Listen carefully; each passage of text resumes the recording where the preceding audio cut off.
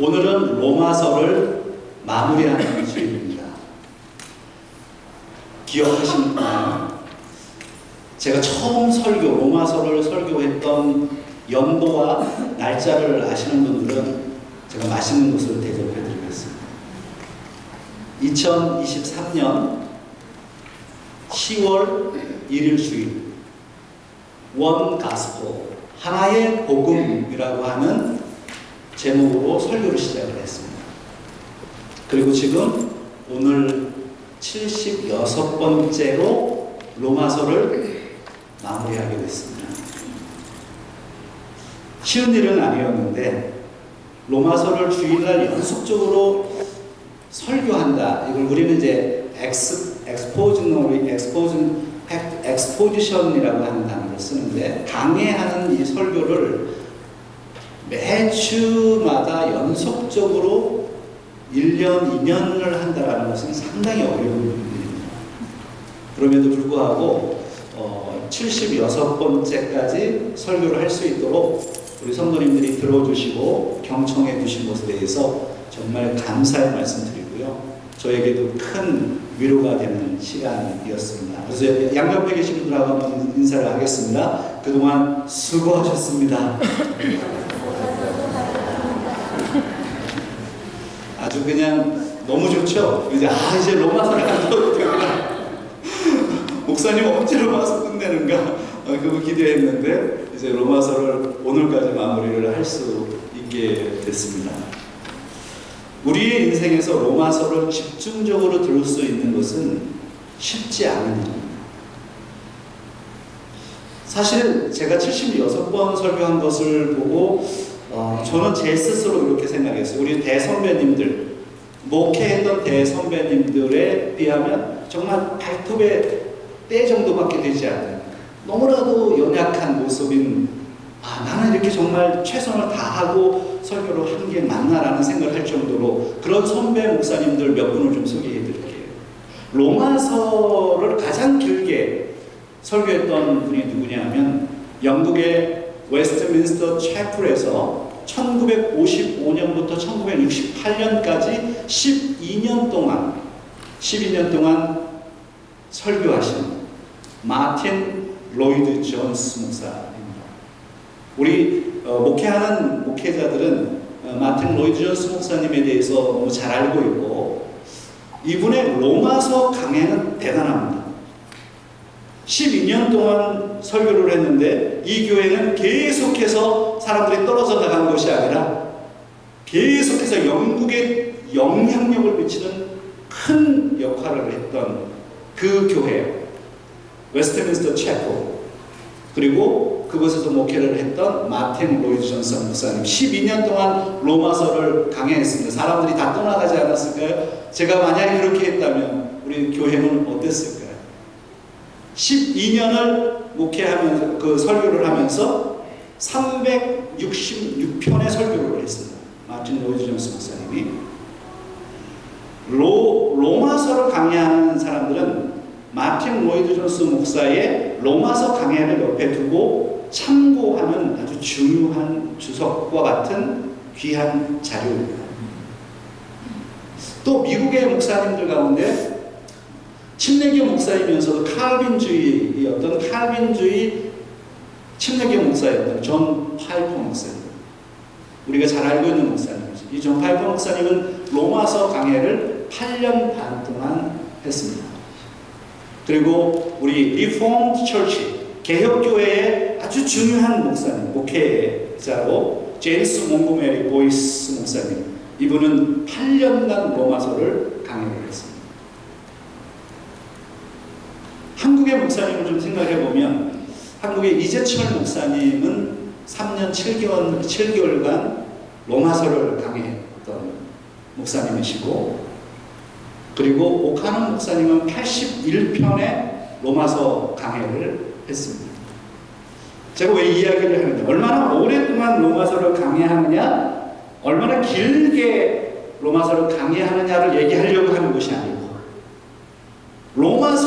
이분들은 로마서를 연구하면서, 집중적으로 로마서를 연구하면서 은혜를 누리고 그 은혜를 성도들에게 끼쳤다라는 것을 생각하는 것 때문에 제가 마음에 감동이 되는 것이죠. 저는 2년이 채 안 되는 그 시간에 76번의 설교를 한 것에 대해서 저를 돌아보니 나는 정말 최선을 다했는가? 라는 생각을 하게 되고, 우리 교회 형편과 상황 속에서 최선을 다해서 준비하고 로마서를 연구했다라고 여러분에게 말씀드리고 싶습니다. 물론 많이 부족했습니다. 그럼에도 불구하고 저 개인적으로는 로마서를 연구하면서 또 목양의 현장 속에서 이 말씀을 어떻게 적용할 것인지를 고민하면서 영적인 도전이 있었고 귀한 시간이었다라는 것을 여러분에게 말씀드리고 싶습니다. 또한 1년 한 7개월 정도, 8개월 정도 여러분과 함께 로마서를 여행하면서 저는 그런 또한 생각을 하게 됩니다. 우리 성도님들이 로마서의 말씀을 듣게 되고 이 로마서를 연구하고 또 묵상하고 이 말씀을 적용하고 살아내시려고 발버둥 치셨던 우리 성도님들의 그런 노고, 그것을 높이 사고 싶습니다. 그래서 다시 한번 여러분 양옆에 있는 분들에게 축복해 줬으면 좋겠어요. 정말 당신 수고하셨습니다. 인사 한번 하시죠. 다시 수고하셨습니다. 아니 설교를 하고 수고했다고 야 이것도 뭐 괜찮네요. 네.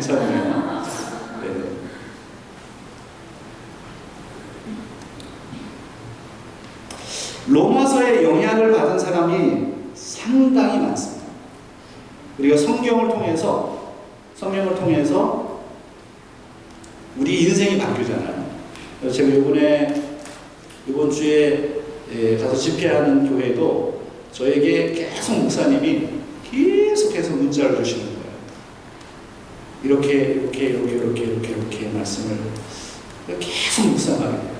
그래서 시편을 연구하고 다시 창세기를 읽기 시작하고 로마서를 다시 읽기 시작하고 이 교회에는 도대체 어떤 말씀을 전해야 될까라고 계속해서 제 휴가 기간에 이 목사님이 계속 연락을 하는 거예요. 카톡으로.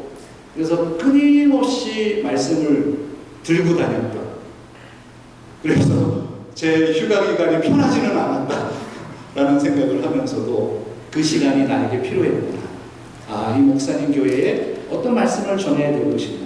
사실은 우리가 창세기부터 계시록에 있는 이 말씀들을 읽고 연구하면서 우리 인생이 바뀌기 시작합니다. 특별히 로마서를 보면서 많은 사람들이 삶이 변하기 시작하는 그런 경험들이 많죠. 체험들이. 그 가운데 가장 유명한 목사님이라면 초대교회 교부로서 알려진 히포의 어거스틴과 같은 인물입니다. 히포의 어거스틴은 그가 젊을 때 방탕한 생활을 했습니다. 여자와 문란한 생활을 했을 뿐만 아니라 아주 젊었을 때는 그런 방탕한, 우리가 얘기하는 흔히 방탕한 생활을 했음에도 불구하고 서른이 넘어가면서 그가 회심하게 되죠. 그 회심을 일으켰던 대표적인 말씀이 로마서예요. 로마서 13절과 14절을 읽으면서 이 부분을 제가 설교할 때 어거스틴을 설명했었죠. 이 어거스틴이 이 말씀을 읽으면서 변화됐다라는 거예요. 그 말씀이 무엇이냐? 로마서 13장 13절 14절에 있는 말씀을 같이 한번 읽어보겠습니다. 낮에와 같이 단정히 행하고 방탕하거나 술 취하지 말며 음란하거나 호색하지 말며 다투거나 시기하지 말고 오직 주 예수 그리스도로 옷 입고 정욕을 위하여 육신의 일을 도모하지 말라. 로마서는 우리가 흔히 얘기할 때 교리적인 것이라고 생각합니다. 아니요. 복음이 교리 아닙니다. 복음은 생명입니다. 사람들이 자꾸 생각하는 거예요. 교리를 강의한다고 생각하는 거예요. 아니에요. 교리를 강의하는 게 아니에요. 복음을 강의하는 것이죠. 복음을 설명하는 것이고 복음의 능력이 있는 것이지 교리의 책이 아닌 거예요. 로마서는. 우리가 로마서를 마무리하면서 꼭 기억하셔야 돼요. 로마서는 교리책이 아니다. 한번 따라하세요. 로마서는 교리책이 아니다. 로마서는 생명이다. 복음을 설명하고 있기 때문에. 그러니까 이 어거스틴과 같은 사람도 로마서 13장에 있는 이 말씀을 읽으면서 깨지기 시작했고, 자신을 반성하고 회개하고 하나님 앞에 달려가면서 초대교회의 가장 위대한 신학자, 그리고 역사에서 정말 중요한 신학자가 됐고, 우리 어거스틴. 그리고 한 1000년 뒤에, 어거스틴의 인생 가운데 한 1000년 뒤에 종교개혁가들 가운데 루터와 칼빈과 같은 인물을 생각하셔야 돼요.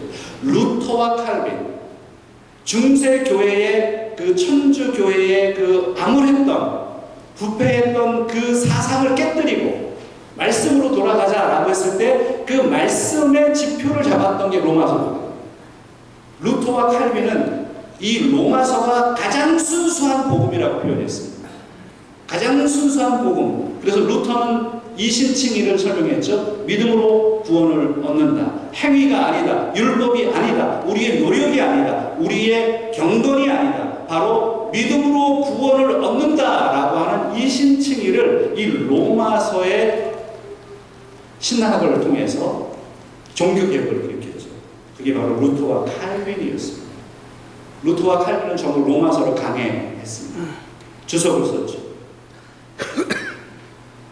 로마서 1장 16절과 17절에 있는 말씀을 우리가 이제 오늘 마무리하는 시간인데, 로마서 1장 16절과 17절에 가장 유명한 그 말씀을 한번 읽어보도록 하겠습니다. 내가 복음을 부끄러워하지 아니하노니 이 복음은 모든 믿는 자에게 구원을 주시는 하나님의 능력이 됩니다. 먼저는 유대인에게요, 그리고 헬라인에게로다. 복음에는 하나님의 의가 나타나서 믿음으로 믿음에 이르게 하나니 기록된 바 오직 의인은 믿음으로 말미암아 살리라 함과 같으니라. 할렐루야. 오직 의인은 믿음으로 살리라. 맞나요? 오직 의인은 믿음으로 말미암아 살리라. 오직 의인은 믿음으로 말미암아 살리라. 내가 복음을 부끄러워하지 않는다. 이 복음은 모든 믿는 자에게 구원을 주시는 하나님의 능력이다. 복음에는 17절에 가장 유명한 말씀, 9절이에요. 복음에는 하나님의 의가 나타난다. 복음에 나타난 하나님의 의, 이것이 로마서의 주제거든요. 복음에 나타난 하나님의 의, God's righteousness, righteousness라고 하는 이 단어, 로마서에서 너무 중요하죠. 의, 이 의가 도대체 무엇이냐, 이것을 풀어왔었죠. 하나님의 의라고 하는 것은 도대체 무엇이냐, 하나님의 God's righteousness, revealed, 나타났다. in the gospel, 복음 안에, 예수 그리스도 안에 하나님의 의가 나타났다. 그것을 풀어가는 것이 로마서였습니다.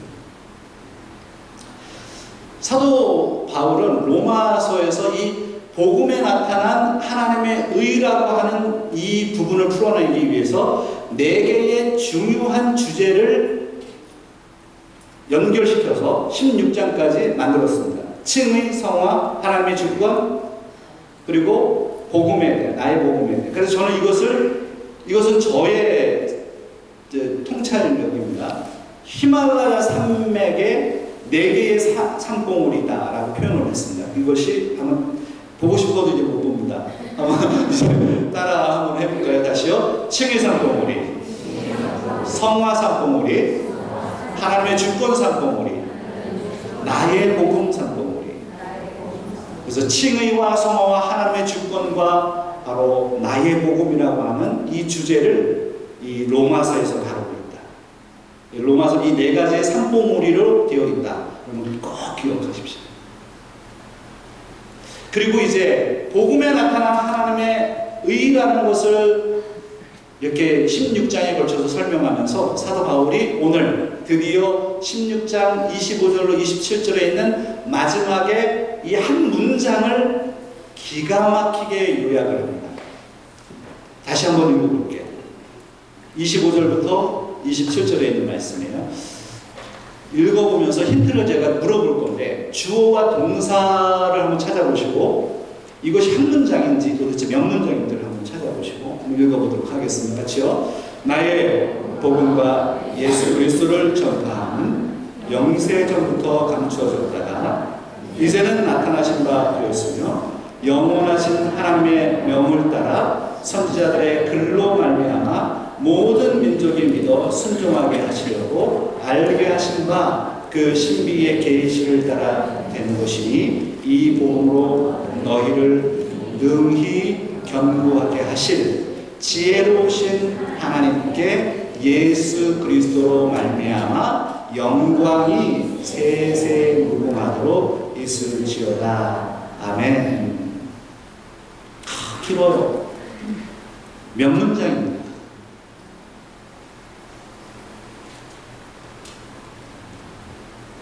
한번 누가 말씀해보세요. 이거 두 문장이에요? 세 문장이에요? 네 문장이에요?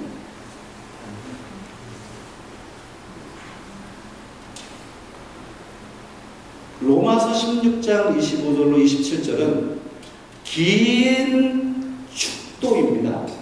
그리고 긴 송영입니다. 축도라 하면 베네딕션, 축도라 하면 무엇이냐면 축복 기도죠. 마지막으로 로마 교회 교인들에게 축복하는 축복 기도예요. 동시에 덕살로지라고 하는 송영이라고 하는 것은 무엇이냐면 독사가 헬라어로 독사, 이 독사 우리가 뱀 독사 말고요. 이 독사가 영광이라는 뜻입니다. 그리고 로기아 이것은 이 말하다, 옳다 뭐 이런 뜻이에요. 그러니까는 영광을 말하다. 이 송영이라고 하는 뜻은 무엇이냐면 덕살로지라고 하죠. 이 덕살로지는 하나님께 경배하는 글, 시 이런 걸 얘기합니다. 여기에는 축도, 베네딕션과 덕살로지가 같이 들어가 있어요. 축도와 송영, 하나님께 드리는 송영. 근데 이 25절로 27절에 있는 이 문장은 한 문장으로 되어 있어요. 제가 끝나고 주일 설교 마치고 예배 때 이제 축도할 때도 지금은 우리 주 예수 그리스도의 은혜와 하나님 아버지의 이렇게 쭉 해서 있을지어다 이렇게 한 문장으로 쭉 가잖아요. 근데 한 문장인데 거기다 더 섞을 수가 있죠. 그러나 이 문장 전체는 한 문장이에요. 축도는 그렇게 진행이 됩니다. 여기도 마찬가지예요. 축도는 한 문장으로 지금 되어 있어요. 긴 한 문장이에요. 그러나 이 한 문장을 우리가 분석해낼 능력이 필요합니다. 동사가 있고요. 그러면 이 문장에서 무엇을 설명하려고 하는지를 볼 수 있어야 됩니다. 그래서 항상 우리가 성경을 연구할 때는 읽고 문법적인 것들을 관찰하고 해석해낼 능력이 필요합니다. 25절로 27절에 있는 이 말씀 가운데 주어는 도대체 무엇이고 동사는 무엇인가를 발견해내야지 도대체 25절로 27절에 있는 이 말씀을 파악이 가능한 거죠. 핵심적인 것이 무엇인지를 발견할 수 있습니다. 그래서 여기에 일단은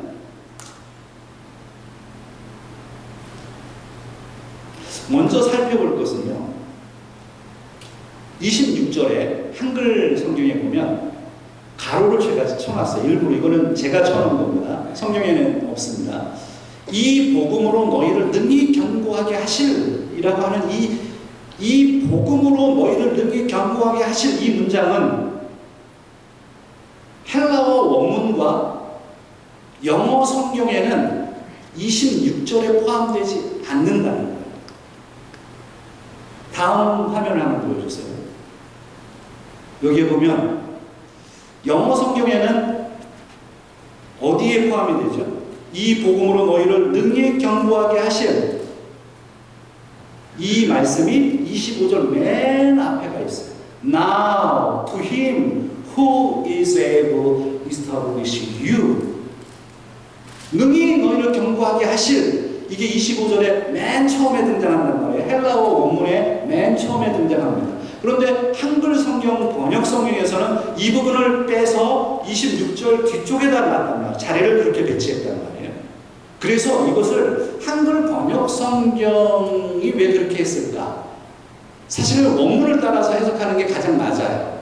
그럼에도 불구하고 한글을 번역하는 학자들은 무슨 생각을 했느냐 하면 바로 by my gospel and the proclamation of Jesus Christ. 예수 그리스도의 선포, 예수 그리스도를 선포하는 것, 그게 바로 나의 복음이다. My gospel이라고 하는 것을 강조해내기 위해서 한글 성경에서는 이 부분을 뒤로 뺐다는 이해가 좀 되실까요? 한글 성경에서는 지금 나의 복음, 예수 그리스도를 전파함이라는 걸 강조하고 싶어 했다. 그러나 원문과 헬러 원문과 영어 성경에서는 그러한 것들을 강조하기보다는 원래 원문대로 Now to him who is able to establish you, 바로 이 부분을 맨 앞에 뒀다. 그래서 다시 한번 그 앞에 있는 화면을 보여주세요. 한글 성경이요. 한글 성경을 좀 보시면 이제 조금 집중해 보세요. 이 부분의 문법적인 것들을 고려해야 합니다. 찾아내야 됩니다. 그래야 이 문장들을 이해하고 사도 바울이 무엇을 말씀하려고 하는지를 우리가 이해할 수 있습니다. 자, 그러면 이 화면에서 이 본문에서 먼저 동사 구를 찾아볼게요. 동사를 찾는다는 본동사를 찾기는 어려워요. 동사의 형태를 찾아보는 거예요. 25절과 26절을 일단 끊어드릴게요. 27절은 조금 이따가 말씀드리고 25절과 26절의 동사구가 무엇인지를 한번 찾아보세요.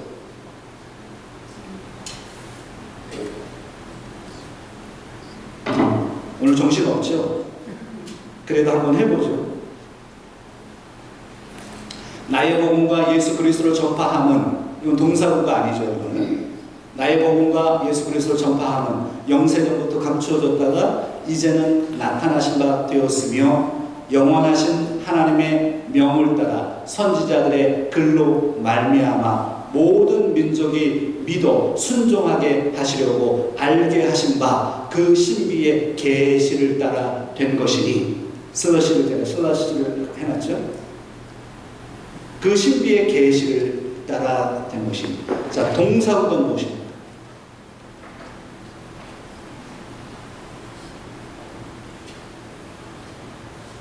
여러분들이 이렇게 얌전하신 분들이 아닌데 맨 마지막에 그 신비의 계시를 따라 된 것이다. 이게 동사입니다. 그 신비의 계시, 그 비밀의 계시가 무엇이냐 하는 거예요. 복음이죠. 복음이 무엇입니까? 예수 그리스도죠.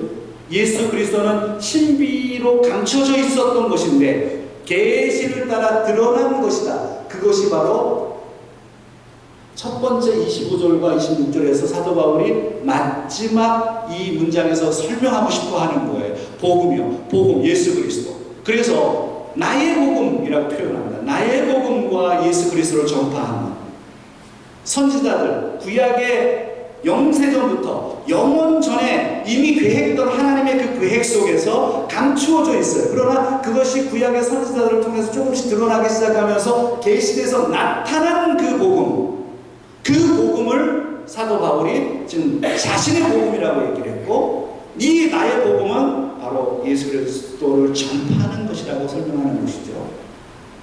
지금 로마서로 요약하고 있는 것입니다. 로마서.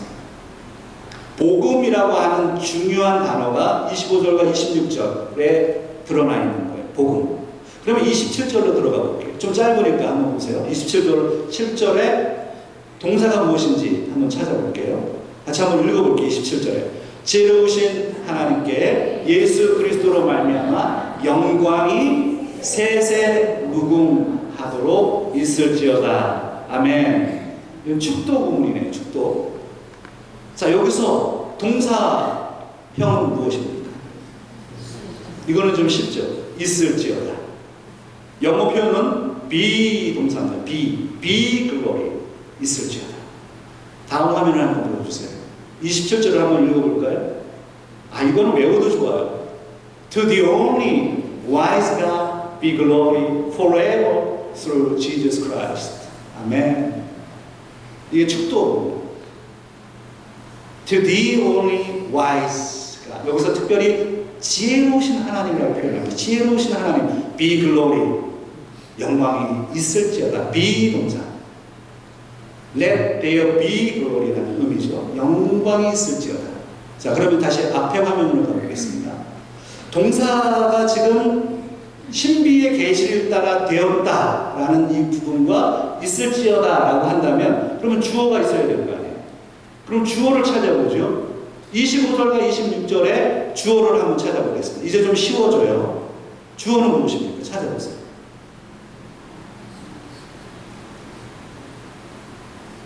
우리 성도님들이 이렇게 얌전하신 분들이 아니신데 주어는 25절에 있는 나의 복음과 예수 그리스도를 전파하는 이게 주어죠.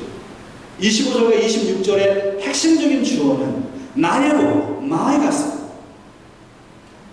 the proclamation of Jesus Christ. 내가 그리스도를 선포하는 것, 나의 복음 그것이다. 그것은 신비의 계시에 따라 드러나는 것이다.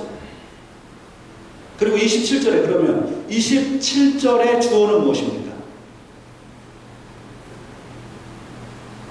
찾아보세요. 지혜로우신 하나님께 예수 그리스도로 말미암아 영광이 세세무궁하도록 있을지어다. 아멘. 여기서 주어는 그래요. 영광입니다. 영광이 하나님께 있을 것이다. 예수 그리스도께 있을 것이다. 영광. 그래서 이 마지막 로마서 16장 25절로 27절에 있는 이 긴 하나의 축도와 성령 속에서 바로 무엇을 강조하고 있느냐 하면 로마서의 핵심적인 사상, 복음과 영광입니다. 한번 따라할까요? 복음과 영광. 복음과 영광. 기억하세요. 로마서를 기억할 때 이제 복음과 영광을 기억합니다. 복음과 영광. 사도 바울은 복음에는 하나님의 의가 나타난다. 나는 복음을 부끄러워하지 아니한다. 라고 이야기하면서 로마서를 1장에서 시작했단 말이에요. 그래서 하나님의 의를 풀어가기 시작했습니다. 칭의와 성화와 하나님의 주권을 설명했습니다. 그러면서 맨 마지막에 복음과 영광으로 하나님께 성령을 드립니다. 축도를 드립니다. 복음이 무엇일까요? 복음은 영혼의 세계에 이미 계획된 거, 하나님의 계획인데 그것은 감추어져 있어. 그러나 그것이 구약의 선지자들을 통해서 조금씩 드러나기 시작하면서 예수 그리스도를 통해서 완전히 성취되고 그 복음에 의해서 우리는 구원을 받게 되었다는 것이죠. 예수 그리스도가 어디서 태어날 것인지를 구약의 성경에서는 이렇게 예언했습니다. 미가 선지자가 이렇게 예언했죠. 다음 화면 한번 읽어보겠습니다. 베들레헴 에브라다야, 너는 유다 족속 중에 작을지라도 이스라엘을 다스릴 자가 내게서 내게로 나올 것이라. 그의 근본은 상고의 영혼에 있느니라. 미가서 5장 2절에 예수 그리스도 메시아, 바로 복음이 예수 그리스도 어디서 태어날 것인지를 예언합니다. 베들레헴. 마태복음 2장에서 예수님이 베들레헴에서 태어나심으로써 이 예언을 성취하시잖아요. 그리고 예수님께서 누구의 후손으로 올 것인지를 구약에서는 계속해서 예언합니다. 그 가운데 사무엘하에 있는 이 말씀을 한번 읽어볼까요? 사무엘하 7장 12절로 13절에 있는 말씀입니다. 같이 한번 읽겠습니다. 내 수완이 차서 내 조상들과 함께 누울 때에 내가 내 몸에서 날 내 씨를 내 뒤에 세워 그의 나라를 견고하게 하리라. 그는 내 이름을 위하여 집을 건축할 것이요 나는 그의 나라 왕위를 영원히 견고하게 하리라. 여기서 내가 내 몸에서 날 내 씨를 내 뒤에 세우겠다. 이 말씀은 다윗의 후손으로 예수 그리스도가 올 것이다. 메시아가 올 것이다 라는 예언입니다. 마태복음을 통해서 예수님이 이것을 성취하시죠. 그리고 예수 그리스도, 바로 그 복음은 감추어져 있는 거예요. 사람들이 잘 발견하지 못해요. 이해하지 못해요. 그러나 이 메시아는, 이 복음은, 예수 그리스도는 고난의 종이라는 거예요. 그게 이사야의 표현이잖아요. 예언이잖아요. 그 가운데 이사야 53장에 있는 말씀을 한번 읽어볼게요. 이사야 53장 3절부터 6절에 있는 말씀입니다. 같이 한번 읽어보겠습니다. 그는 멸시를 받아 사람들에게 버림받았으며 간고를 많이 겪었으며 질고를 아는 자, 마치 사람들이 그에게서 얼굴을 가리는 것 같이 멸시를 당하였고 우리도 그를 귀히 여기지 아니하였도다. 그는 실로 우리의 질고를 지고 우리의 슬픔을 당하였거늘 우리는 생각하기를 그는 증거를 받아 하나님께 맞으며 고난을 당한다 하였노라. 그가 찔림은 우리의 허물 때문이요 그가 상은 우리의 죄악 때문이라. 그가 징계를 받음으로 우리는 평화를 누리고 그가 채찍에 맞음으로 우리는 나음을 받았도다. 우리는 다 양 같아서 그릇 행하여 각기 제 길로 갔거늘 여호와께서는 우리 모두의 죄악을 그에게 담당시키셨더라. 이사야 선지자의 핵심은 무엇이냐면 그 메시아, 영원전에 하나님께서 계획하신 그 복음, 그 구원의 기쁜 소식, 이 구원의 소식을 가지고 태어나는 이 메시아는 베들레헴이라고 하는 작은 마을에서 태어날 것이며 다윗의 후손으로 태어날 것인데, 그러나 이 메시아는 고난당하는 종일 것이다. 그래서 예수 그리스도가 십자가에서 고난당합니다. 그러나 예수님께서 십자가에서 고난당함으로 그 예언을 성취하시죠. 그것이 바로 로마서의 하나님의 의라고 하는 표현입니다. 그래서 로마서 1장 17절에 있는 말씀을 여러분 다시 한번 집중해서 한번 읽어보도록 할게요. 같이요. 복음에는 하나님의 의가 나타나서 믿음으로 믿음에 이르게 하나니 기록된 바 오직 의인은 믿음으로 말미암아 살리라 한 것 같으니. 이 말씀을 다 이해하고 이 말씀을 적용하고 로마서를 기록하고 마지막에 사도 바울이 복음, 이 복음을 어떻게 표현하느냐? 바로 나의 복음이라고 표현합니다. My gospel, 나의 복음. 여러분 한번 따라할까요? 나의 복음. 나의 복음. 사랑하는 성도 여러분, 여러분에게는 여러분의 복음이 있습니다. 그냥 기독교의 복음이 아니고 나의 복음. 예수 그리스도의 십자가의 사건, 예수 그리스도가 이 땅에 예언되었던 바로 하나님의 의로 이 땅에 오셔서 우리를 위해서 십자가에서 달려서 돌아가신 그 예수 그리스도, 그 예수 그리스도가 나의 복음이 되어서 우리는 내 삶을 변화시킵니다. 어거스틴과 같이 자신의 잘못을 깨닫고 회개합니다. 돌아섭니다. 내 인생을, 생명을 하나님 앞에 드립니다. 이러한 변화되는 복음, 나의 복음이 필요한 거예요. 예수 그리스도가 나의 복음이라는 거예요. 나의 복음, 누구의 복음이 아니에요. 나의 복음, 예수 그리스도. 그분은 저와 여러분에게 어떤 분이십니까? 내 인생을 끌고 가십니까? 내 인생을 변화시킵니까? 나를 아프게 합니까? 나를 다시 일으켜 세웁니까? 그 복음 앞에 우리는 헌신하고 있습니까? 내 복음 앞에.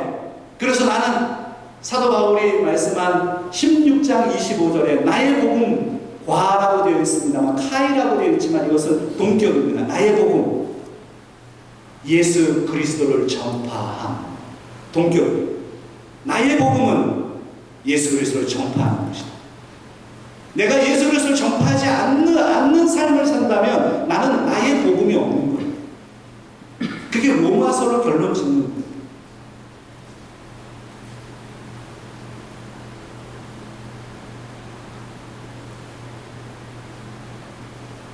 우리는 여전히 로마서를 마무리하는 이 시점에도 우리 안에 고통이 있고 건강의 문제, 경제적인 문제, 직장의 문제, 인간관계의 문제, 이민자로서의 삶의 문제, 우리는 여러 가지 인생의 문제가 있어요. 풀리지 않는 인생의 문제가 있어요. 도대체 로마서가 나에게 어떤 영향을 주느냐? 목사님은 매주 오면 로마서를 설교했는데 도대체 그 말씀이 나에게 어떤 영향을 미치고 있느냐? 아니, 우리가 성경을 가지고 성경을 읽음에도 불구하고 우리는 여전히 이 성경은 그냥 관심 있는 사람의 것이고 나와는 별개의 문제라고 생각하는 우리의 생각들이 있지 않아요? 나의 말씀으로 만들지 못하고 나의 복음으로 만들지 못했던, 왜 우리는 내 복음으로 만들지 못했을까? 나를 변화시키는, 나를 인도하는, 나에게 힘을 주는, 나에게 평안을 주는, 나에게 도전을 주는 나의 복음으로 만들지 못했을까? 우리 로마서를 마무리하는 이 시점에 우리에게 질문해야 되겠어요. 저도 동일합니다. 설교를 하기 위해서 얼마나 많은 책을 읽었는지 정말 수많은 책들을 읽어왔습니다. 그러면 나는 설교를 준비하기 위해서 그 많은 책을 읽으면서 묵상하고 준비하면서 나는 도대체 어떤 변화가 있었느냐 스스로 저에게도 질문하게 됩니다.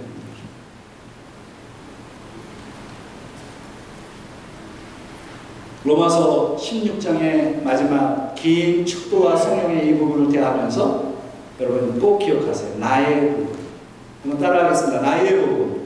나의 예수 그리스도를 전파. 예수 그리스도를 전파하십시오.